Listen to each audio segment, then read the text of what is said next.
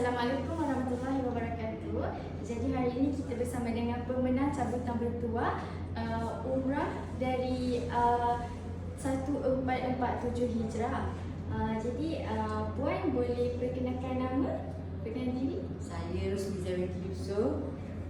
Dari mana? Dari Kemama. Dari Kemama. Alhamdulillah. Tahniah atas kemenangan ini. Alhamdulillah. Hari tu Puan pergi buat umrah ni dengan KU berapa? KU 18. KU 18, Alhamdulillah. Seramai berapa orang? 5 orang. Oh, dengan Anak dan cucu. Tawid Ustazah Fatimah. Oh, Ustazah Fatimah. Satu keluarga lah Satu dia itu. keluarga. Alhamdulillah. Jadi, apa perasaan Puan apabila dapat tahu menang cabutan bertuah ni? Alhamdulillah dah gembira. Strong. Tidak sangka. Ya, betul. Rezeki. Alhamdulillah. Dan macam mana Puan kenal dengan kembara umrah? Lama dah kenal sebab saya biasa main dengan Ustazah Fatimah. Saya datang. Oh. Dah pergi dengan kembali perempuan beberapa kali dah. Oh, banyak kali dah pergi dengan kembara umrah. Jadi sebab tu lah. Palestin. Oh, pernah pergi Palestin jugalah. Alhamdulillah.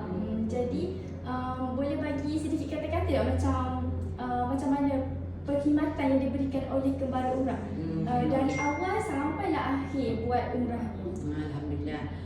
Ustazah saya yang terbaik bawa jemaah semua. Maknanya terbaik, kembali umrah ni terbaik dah. Saya nak cakap percayalah.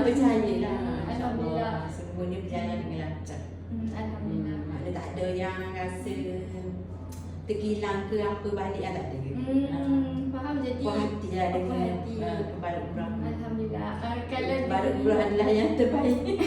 Alhamdulillah. Kalau diberi peluang nak pergi lagi InsyaAllah. Masa saya biasa memang pergi dengan Ustazah tadi.